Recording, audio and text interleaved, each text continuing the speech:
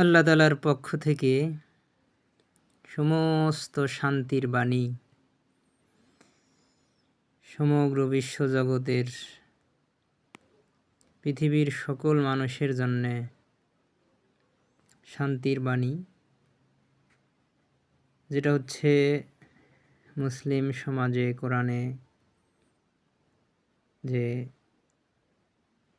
অনন্তকালের শান্তির নিবাস, যেটাকে জান্নাত বলা হয়েছে আরবি ভাষায়। অন্যান্য ভাষায় এর পরিচিতি অন্যান্যভাবে, প্রকৃতপক্ষে তার 50% মানে 50% অ্যান্সার এটা, যে বাংলায় যেটাকে বেহেশত বলে, স্বর্গ বলে, বা অন্যান্য আরবিতে প্যারাডাইস, জান্নাত, বা আরবিতে ইংরেজিতে প্যারাডাইস বলে। কিন্তু এর 50% অর্থ এটা যে স্বামী বা স্ত্রী, আসল স্বামী বা আসল স্ত্রী, বা আপন স্বামী বা আপন স্ত্রী, বা আপন এটাই আর কি। এটা হচ্ছে 50%। এটাই আল্লাহ তাআলার পক্ষ থেকে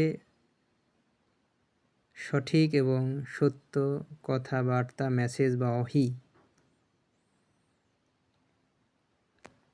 আর এই প্রকৃত স্বামী বা স্ত্রীর সাথে প্রকৃত স্ত্রী বা স্বামীর যে সামাজিকভাবে, পারিবারিকভাবে দুনিয়াতে যে বিবাহ শাদী, এটা নাও হইতে পারে।